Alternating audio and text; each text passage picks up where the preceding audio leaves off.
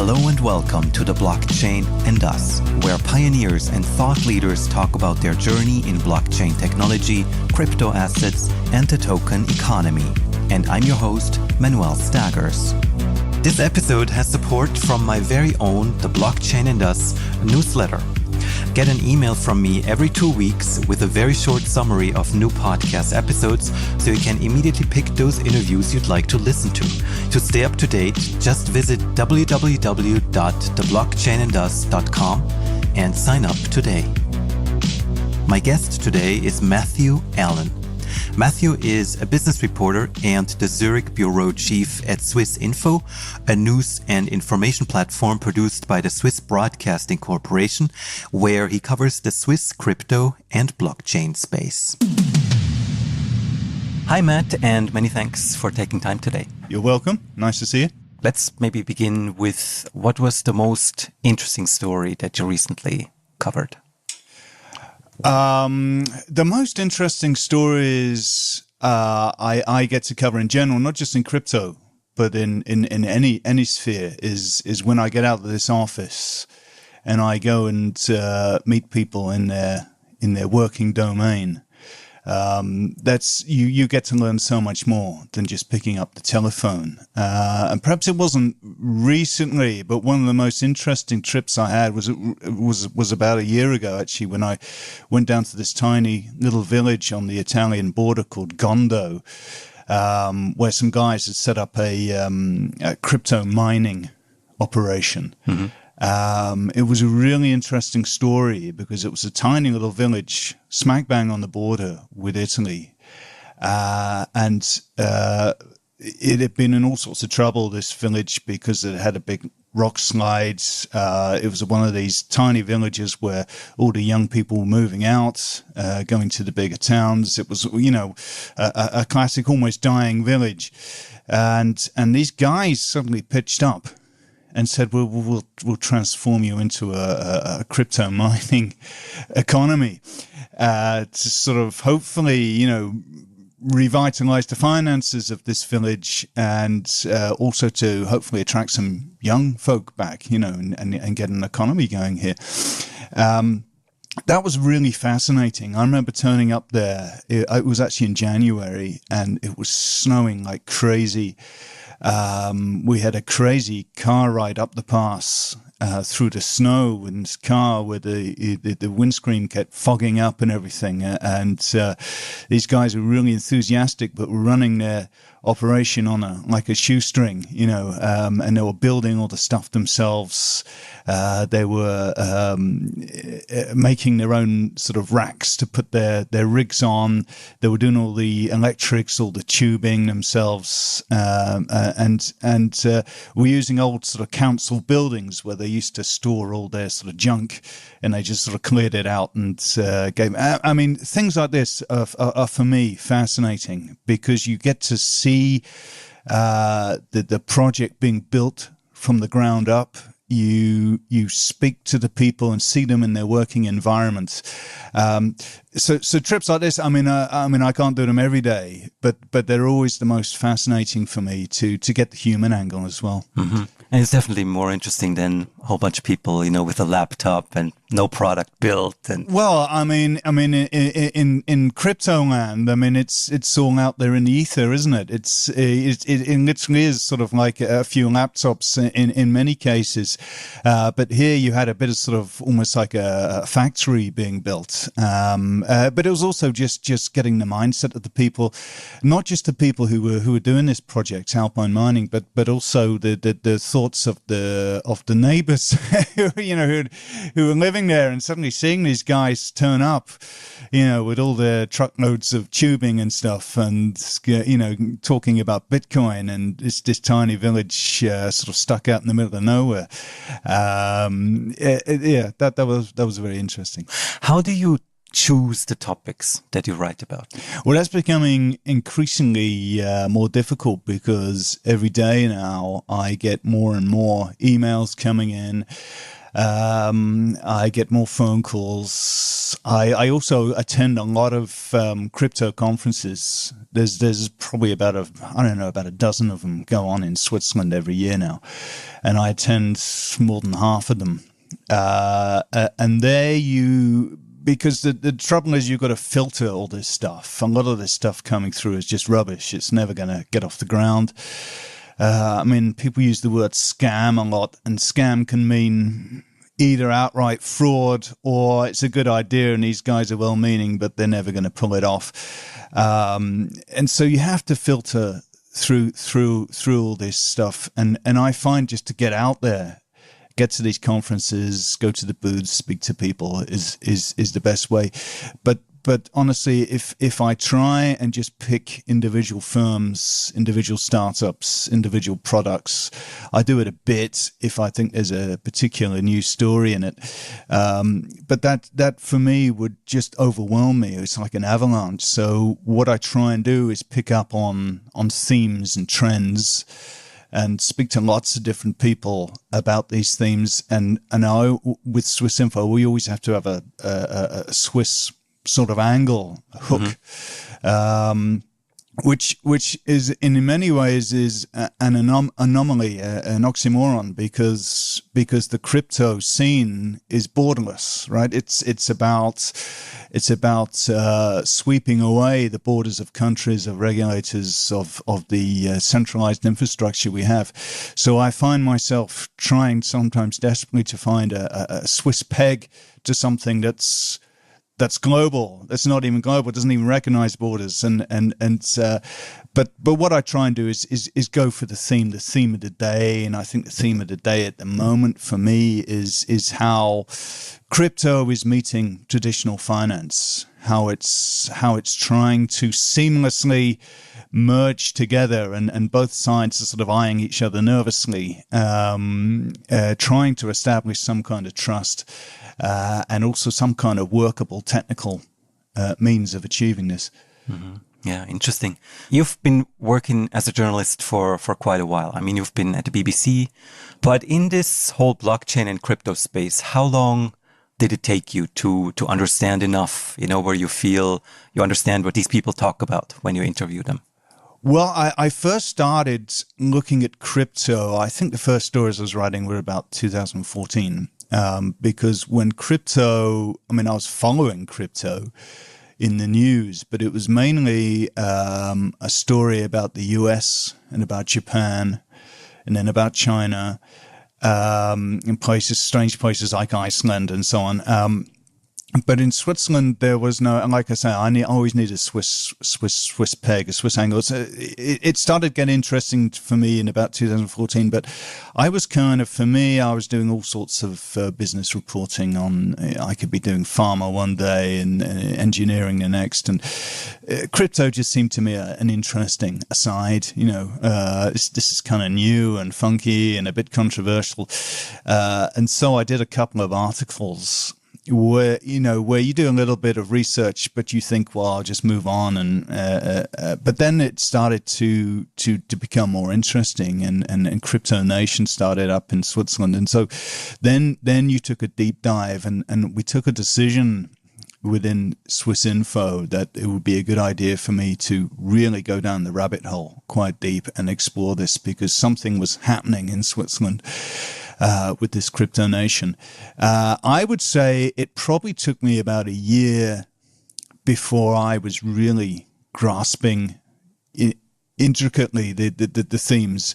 The problem there comes because I'm writing really for a general audience of people who may have heard of Bitcoin but know nothing about it. The problem with diving too deep into a subject sometimes is that you then start writing in very deep technical terms. And the alarm bell goes off for me when I send my story off to my colleagues, very intelligent journalists, to check, to sub. And they come back to me and they say, well, there was no typos in there, but gee, I didn't really understand half of it. Mm-hmm. And then that's when your research is in your head, but you've you've then got to translate that into everyday terms. So I would say it took about a year for me to get to a level of understanding where I felt I could have conversations with the crypto crowd and not feel out of place. But now the challenge every day is to translate that into something that the ordinary person can relate to. Mm-hmm. That's actually a good point. I'm curious about, where's the balance where you say the ordinary reader, or maybe even your colleagues who you just mentioned, who are intelligent journalists, but there is, a point where they cannot follow anymore what you write about. Where is that line? Is it delegated proof of stake, or does it already start much earlier? I think if you start talking about the different mining protocols, then you've lost most people. And I spend all my time speaking to crypto people who have much more knowledge than I do, and I'm trying to keep up with them. Like you say, I've got to step back when I start writing and think about, what about someone who just isn't into this space at all, but maybe has an interest and just wants to know what's going on. Mm-hmm. You can't start going into sort of difference between proof of work, delegated proof of stake, federated, Byzantine. I forget all names myself. What I like to do these days to try and bridge that gap is to have sort of short explainers. So if you have a static page which says what is a cryptocurrency, what is mining, and you just spell it out in layman's terms, then when you're writing the article, you can just sort of link to it.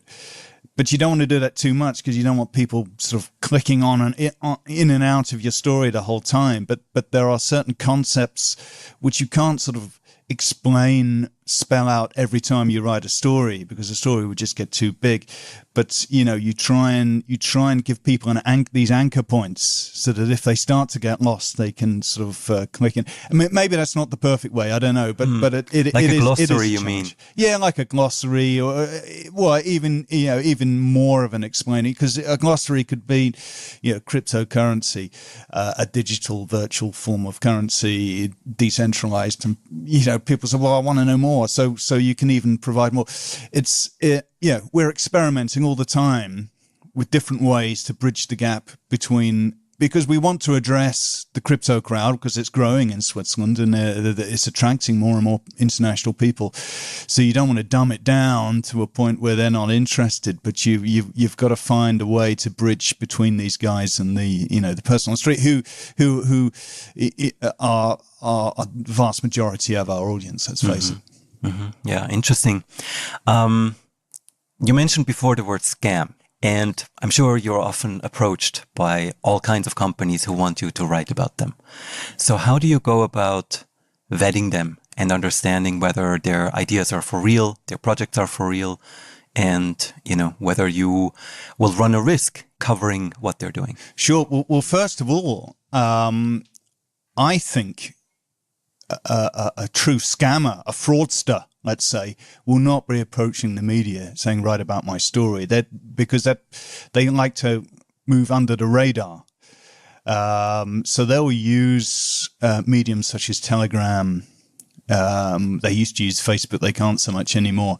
They will try and get directly to their victims, as it were, without alerting the media to what they're up to. Because if I'm committing a fraud, the last thing I want to do is go to a journalist and try and convince them, because I know the journalist is going to do some checks, and they're going to check them out, and they're going to check their biography and their profile and see what else they've been up to, and possibly check with the regulator about is this a regulated type of program or not, and FINMA, the Swiss regulator, carries on its website a whole list, and it's a growing list of red flagged companies. That's quite interesting. I flick on it once in a while, and it grows exponentially. So I don't think an outright fraudster would come to the media. because it would risk exposure. But but then again, sorry to interrupt there. Yeah. I mean, there was, maybe you've seen that story as well on Forbes with a guy who claimed he was a co-founder of Monero, the privacy coin. And then, the whole community said, we've never heard of this guy. Right. And he was on the cover of Forbes Middle East or something like that. Well, that was probably a bit of a mistake from them there, because I mean, I would like to think you wouldn't get past me, because I would be asking people. I'm in loads of different social media channels which are populated by people who know everyone, and you could just simply throw the name in and say, does anyone know this guy associated with Monero? And if they say no, then you would find a way of getting hold of the real people behind Monero, and just do any kind of research. It shouldn't be possible to perpetrate that kind of scam. That was maybe this was an egotistical person who just wanted to get their name in a prestigious magazine or something. Sure. And so, or maybe it was a joke. I don't know. These things go on all the time, but. I hopefully I would never get the wool pulled over my eyes, quite in that way. But there is an ongoing. I mean, it can happen. I mean, what kind of a filter do I apply? I mean, I get emails all the time from X company, Y company, this product, that product. You've simply got to do a little bit of homework. If they're a Swiss-based company, you can easily find out if they've actually registered a Swiss company. You just go into the online company registrar, and you can see if they're there or not. You can see the names of the people behind the company. You can then do checks on those names to see what other companies they've done. And quite a lot of the time, these people come from other countries straight into Switzerland. You've got to then ask yourself, what are they here for? Are they here just to use Switzerland's good name to cover up some potentially bad practices? You've got to do quite extensive research. Perhaps a year ago, with the initial coin offering surge tsunami, there were so many different companies emerging. It taught me a lot to check a lot harder, because I may have written about a couple of companies which I've kind of now plummeted, if not disappeared, because it looked like a good idea, but they just got something wrong, usually with the regulator being a bit too optimistic about what they could do or what they couldn't. And from that, you then learn, well, hold on, we better check about what the regulator's thinking about all this, is to see if this is a viable product or not. It is tough. It is a challenge, but, hopefully you draw on your sort of journalistic years of doing all sorts of stories in other industries as well. I mean, when I started off my journalistic career, it was on local newspapers in London, and you would have calls from people almost constantly complaining about the council, saying, I live in a home that's sort of subsidized by the council, and they're not cleaning the place up. I'm living in squalor because, they don't care, and they're not living up to their responsibilities. Exactly the same thing. They could easily be scamming you, just trying to get their story in the newspapers to try and sort of con the council into, the council might think, we've got to get rid of this guy now because he's given us bad headlines. So they then sort of give him some more money and stuff. I mean, this is not something that's restricted to crypto land at all. It's just human nature. So even those years of hearing all those complaints from people, living in some, council house in Wandsworth, it helps you. It helps you to filter and to understand if people it's being completely open with you or not. Yeah. Well, I mean, that's where experience comes in, right? And a thick skin, maybe, and some kind of detector for this kind of stuff. Yeah, you are a detective. I was saying this to my daughter the other day, who's thinking about what career to have, and she's saying, well, what does a a journalist do? And I said, well, practically every day I'm a detective. That's pretty much what I do. You know, I receive a lot of information and I have to find out what's behind it. So you do a lot of checks online, you do a lot of calls, you speak to people, and that's where I find actually the most helpful filter is actually knowing people and knowing who the trustworthy people are in the whole community. These are the people who have been there for years and years and years and are very well respected, and people listen to them, and you can bounce things off them, you know, once you establish a relationship with them. But even so, I mean, in my experience, there's very few people who come to you with a piece of information that don't have something to gain from it. Whether it will be someone wanting to promote their company, we're about to do an ICO. This one I get all the time. We're about to launch an ICO. It's going to be the most magical ICO ever. It's a different ICO. It's not like the scams of the past. We found a way of doing it in such a novel way. It's going to be brilliant, and it's going to be the way forward for everyone.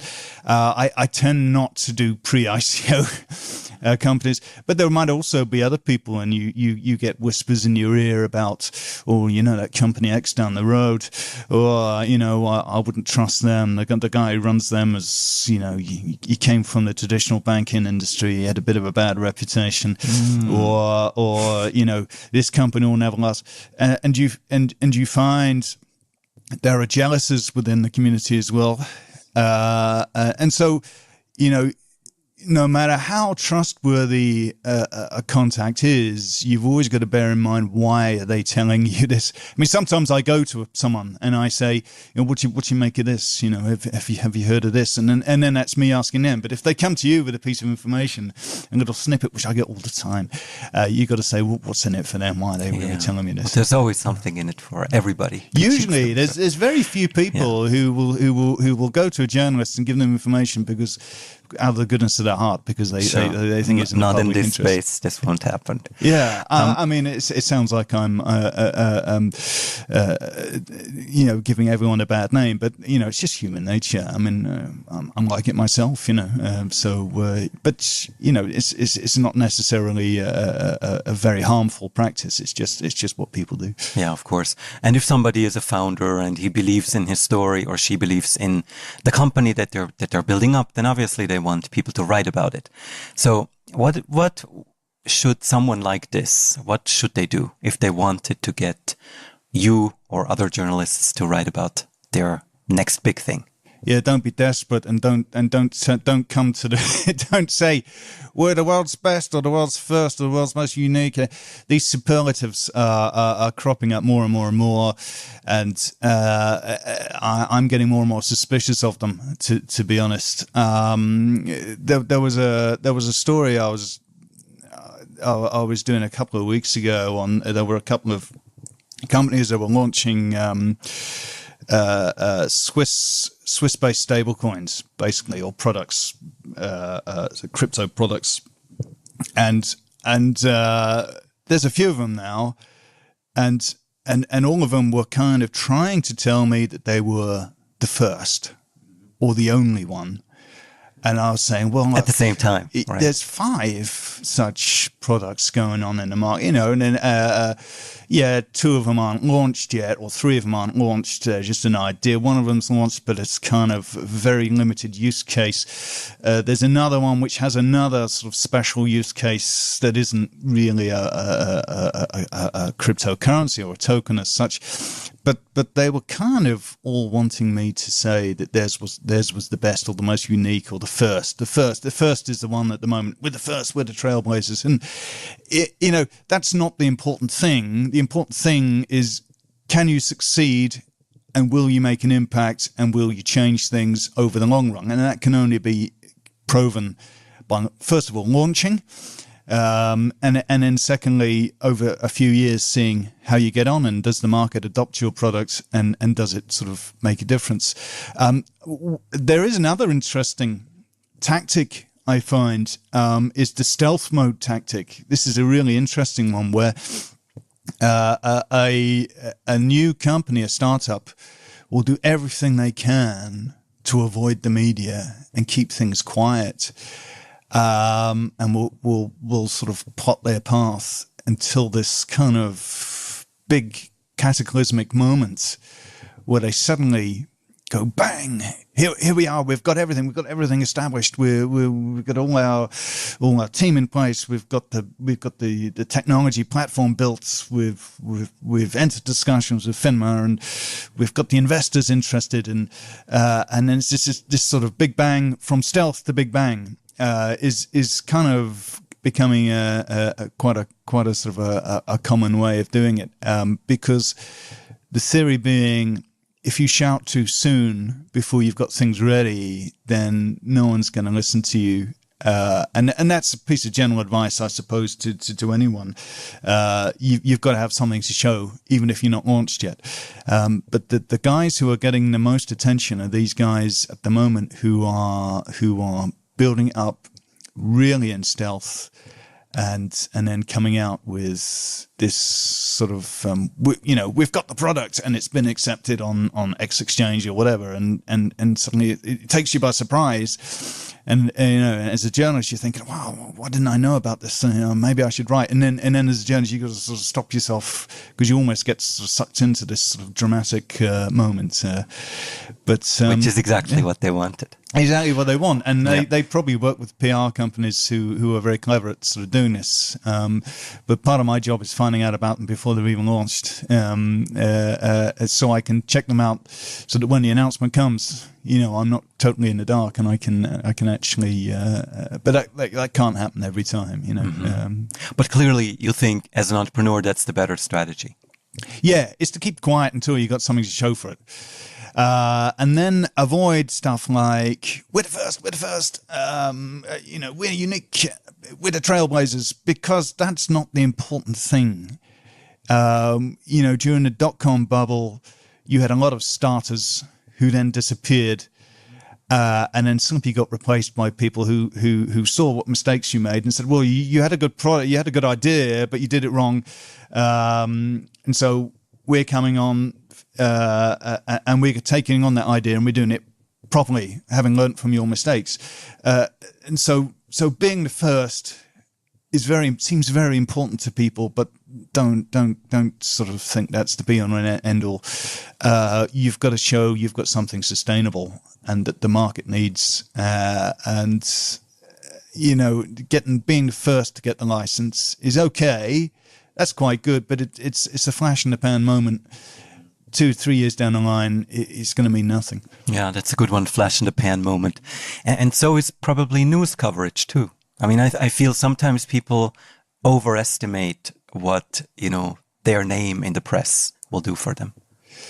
Yeah, maybe so. I mean, what we've got is a new form of press, a new kind of media has emerged. It's not just the cryptocurrencies or the startups or the products. There's actually a whole new genre, the online crypto blog or the online crypto news agency or whatever has suddenly arrived. So there's a sort of a mass saturation, if you like, of news in this area, and sometimes you have to look for it. And there might be people listening to this thinking, "Well, I haven't seen this." I mean, they just get their sort of daily newspaper and it's not in there. But it doesn't take much online searching to find these guys, and I think that the whole space, the media space, is now getting saturated, and there is a competition to be the first one out there with the news.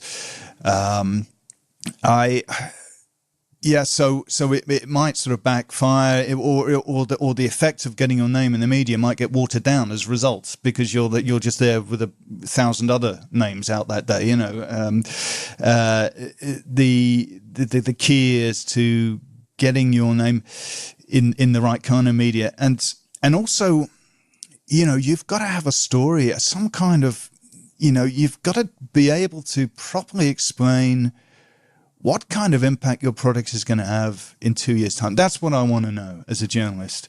It's not, am I the first to get this or that?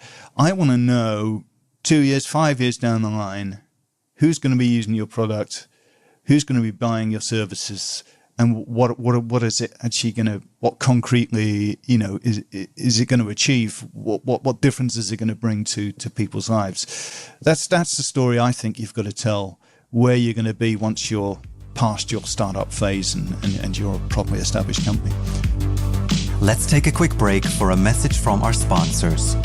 This episode has support from my very own The Blockchain and Us newsletter. Get an email from me every 2 weeks with a very short summary of new podcast episodes, so you can immediately pick those interviews you'd like to listen to. To stay up to date, just visit www.theblockchainandus.com and sign up today. That's the story I think you've got to tell, where you're going to be once you're past your startup phase and you're a properly established company. Mm-hmm. Yeah, that's a good blueprint almost for anyone trying to tell their story.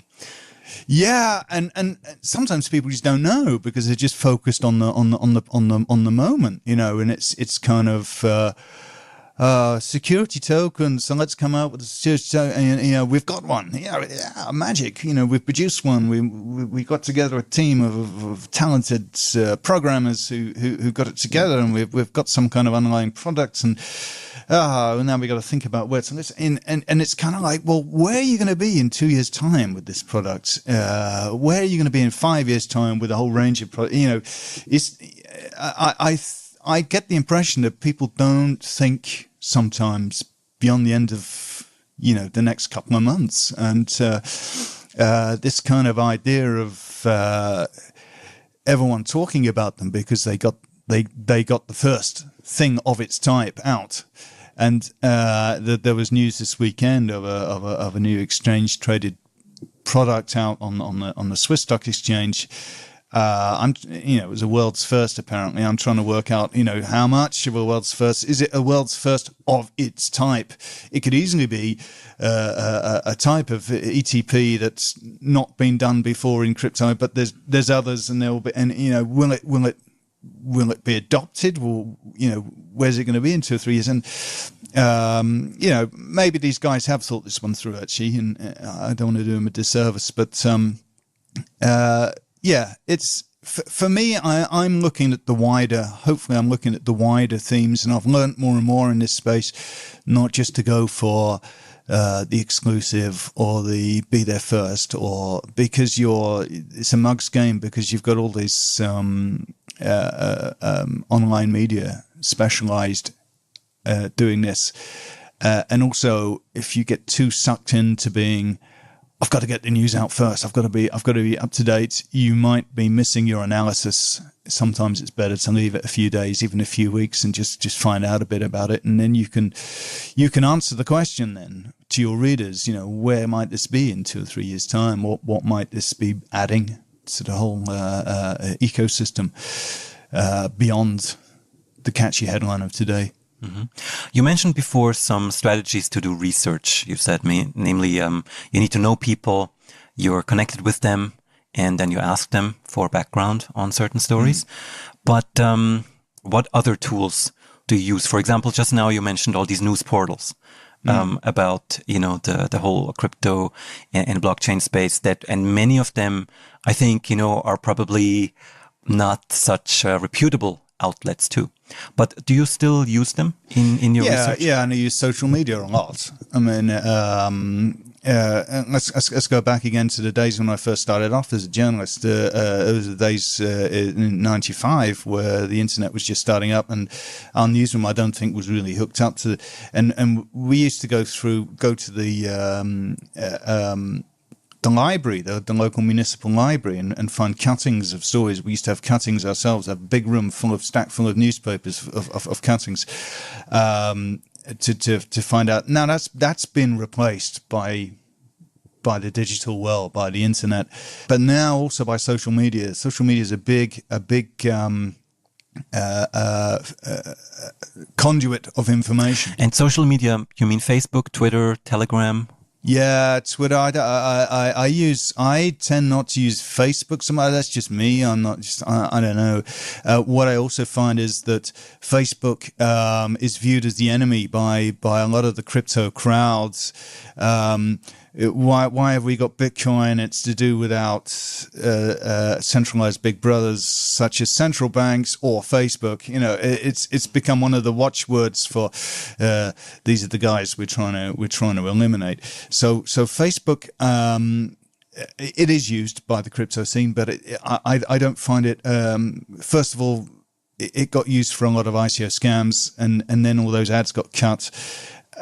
And a lot of other people just will not have Facebook out of principle. So I tend not to use that. I might be wrong. I might be missing out on something here. But I use Twitter quite a bit. LinkedIn I use a fair amount. That actually is quite useful for the in-depth articles. But Telegram is the social media of choice, I think, for the crypto crowd. It's kind of like having your own personal group, and if you can get in some of those channels, that can be very useful. But that's just for getting the basic information. That's the same thing as what I used to do. I used to go down to the library to read the cuttings. That's this kind of stuff. But the thing that hasn't changed from my days of first days of journalism is you've got to get out there on the street and meet people face to face in their environment and speak to them and build up a relationship with them of mutual trust, where they can trust me not just to blurt out everything they tell me in a big headline with their name attached to it, and I can trust them not to, just tell me stuff for their own personal gain. The human contact, even though we're talking about cyberspace, is still a very, very important thing. And so you use social media and you filter it and stuff to kind of get the most up-to-date stuff that's going on. It's almost like a ticker tape going around. Tick, tick, tick, tick. Here's this, here's that, here's that. You can get caught up in that. Really, I can spend the whole day doing that, quite frankly. But then when you've seen one or two things, you think, oh, that looks interesting. That might make a difference. Then you've got to get out there, and you've got to sort of either go to this company and sort of see them and speak to them, or you fall back to your trusted sort of contacts who and they know the space and they're trustworthy, and so you sort of filter things these ways. That part hasn't changed and never will in journalism. That sort of thing. It's kind of interesting noting the social change that crypto has brought. It's really interesting. Decentralizing things sounds like a tremendously fun idea and really good and democratic. But quite often what you end up with when you decentralize stuff is a big bickering group of people arguing with each other. And in many ways, that's no surprise, is it? Hey, because, we've all got families. We all know what happens when groups of people get together. And it's a really interesting sort of, anthropologists should follow crypto just to sort of see tribalism and stuff. I'm sure they're doing that. Yeah, I bet they are. Yeah. I mean, it's a rich picking ground for them. I'm sure. But interesting point. So you're saying it's like a big dysfunctional family, almost. Yeah, or several families of rival factions. And one of the most interesting things about following the refork of the fork of Bitcoin recently, which was going wild on social media, is that not only do you have factions, but you have that age-old situation of the factions all crowd round like a messiah figure. And all kind of say, what's so-and-so saying? You're our leader, and if whatever you tweet is going to be our gospel. And it's almost like, the forming of a new religion, it's sort of, you get groups of people who just become so focused on one particular area, and they follow the leaders of that area so closely that they kind of become a bit blinkered and narrow-minded. Super dangerous, I think. It can be dangerous. I think decentralization comes with a lot of risks, and I quite often ask myself, is this whole experiment going to work? Where's it going to end up? Is this, some people say, oh, in a few years down the line, we'll be using crypto and decentralized structures in much the same way that we now use the internet. When it first came out, it was all a bit of a pain and difficult to learn, and the technology wasn't very good. But now we just take it for granted. We use it without even thinking. I kind of wonder if this is going to happen. I think the answer is cryptocurrencies and blockchain will reach a limit when society realizes it's had enough decentralization in its life, because it can go to the point where you decentralize the governments of the world. That's isn't it? I don't think it's ever going to happen, but some people think that's a great idea. Yeah, but then you should look at these. You should follow the Bitcoin Cash fork. God, that's just a horrible thing to follow on social media. It's just people bickering, and I remember following the all the issues with Tezos this year, about this time last year, and it, quite apart from the arguments between the central characters at the top of the tree, the emotion and the it was almost, people, it was irrational. It was irrational. I'd go into these groups and people would be shouting and screaming, and no one would be stepping back and trying to figure out. And it was all driven from the emotion of the moment and straight from the heart and very little from the head. All this animal spirit. It was unleashing the animal spirit, and it was very knee jerk. It was understandable. People had invested their money or contributed their money, or they believed very strongly in the tech, and they thought that this argument was denying people the society the chance to have improvement from this tech. I could understand it, but I've never seen it in any other industry before. There's arguments in all kinds of industries. There's bickering going on in the state-owned engineering industry in Switzerland. But, as soon as you decentralize, the more you decentralize, the more you have this noise, and of course everyone has a voice, and that's the whole point. But if everyone has a voice, you get more disagreements, and then you get more emotions, and there has to be a way of kind of, controlling decentralization sounds weird. That's exactly what you're not supposed to do. But I think this is where the limits of blockchain and crypto are going to have, where people say enough.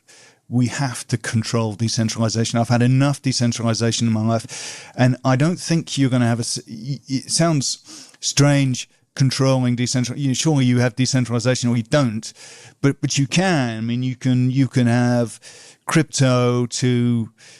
You can have a crypto account to pay my household bills, and then I have a fiat traditional account to do my investments, or the other way around, or something. You can have decentralization running alongside centralization. For example, you can have certain regulations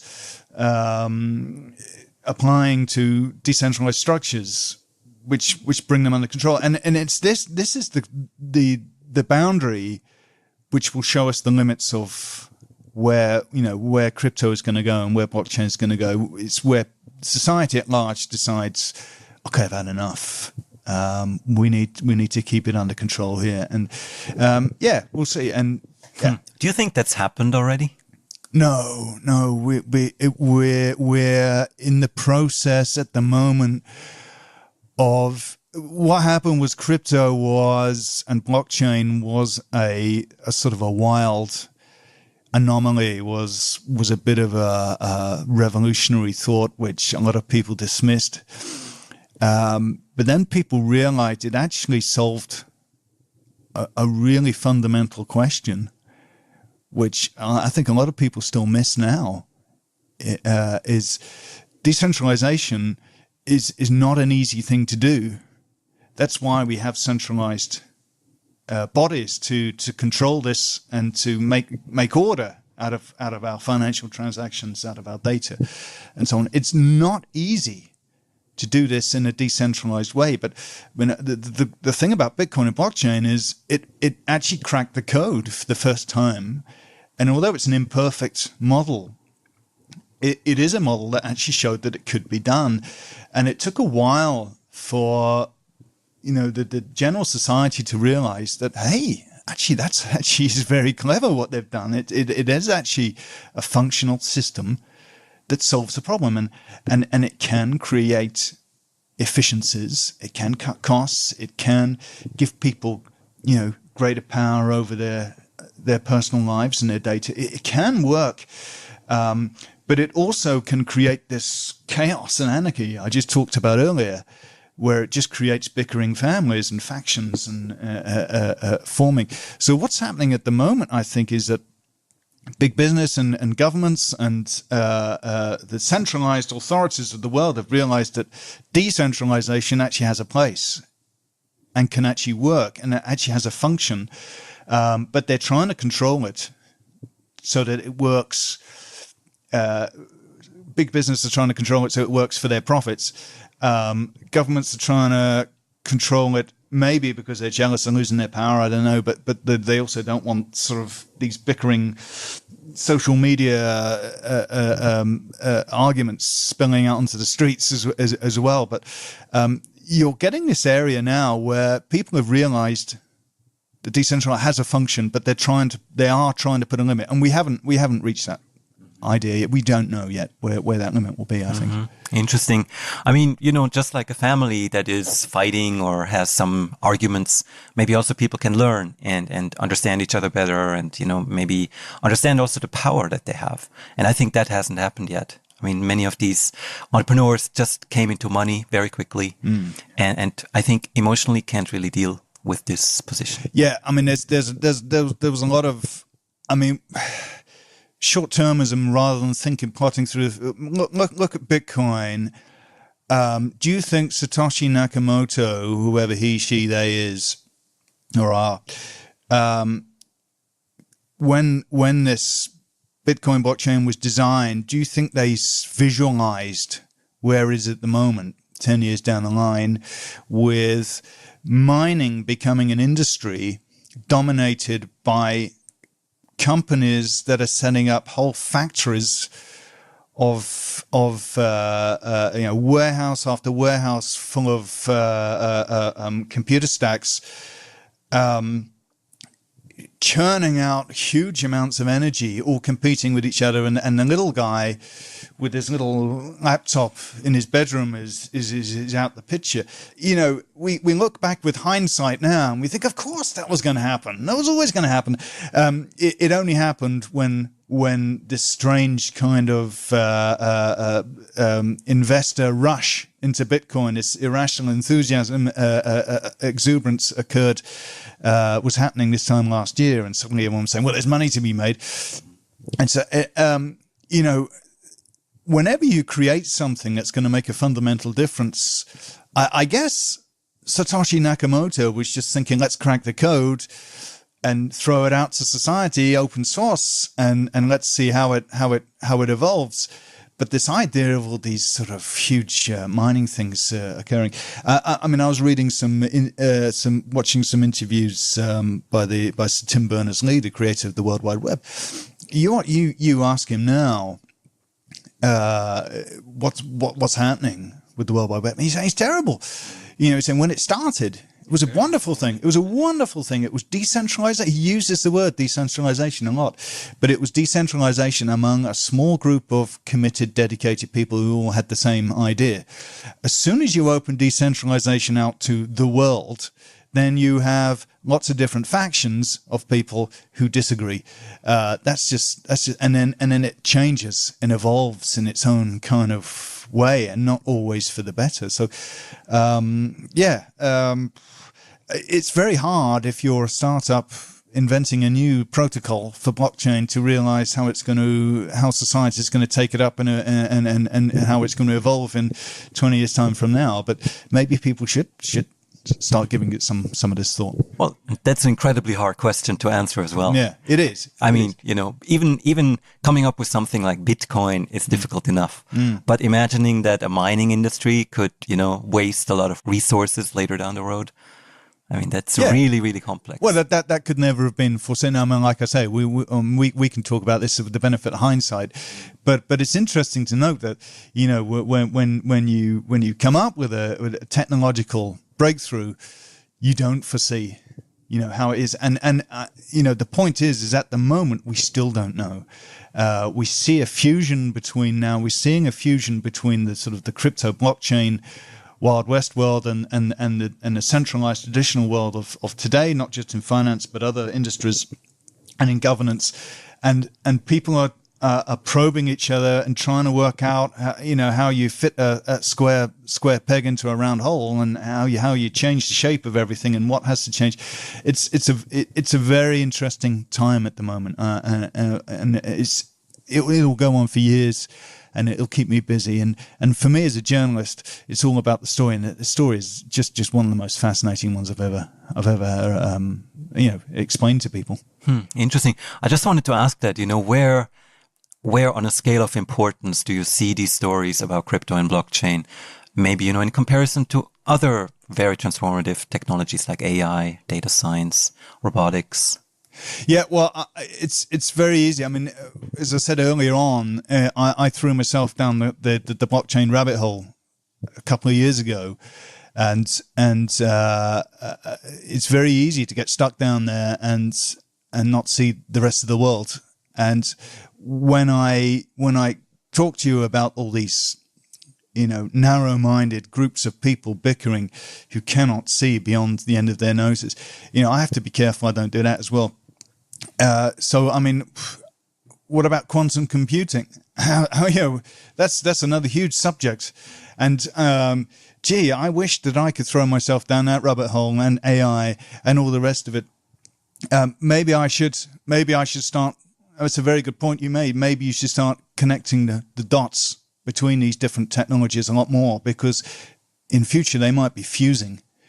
And you might see, who knows, a quantum computing generated crypto, or an exchange run on AI or something like that.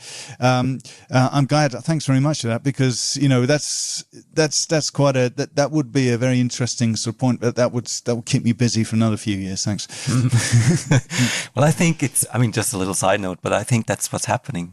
This when I speak with startups, for example, in Berlin or in Silicon Valley, they all have some kind of, blockchain and crypto startups, they all have some kind of AI strategy.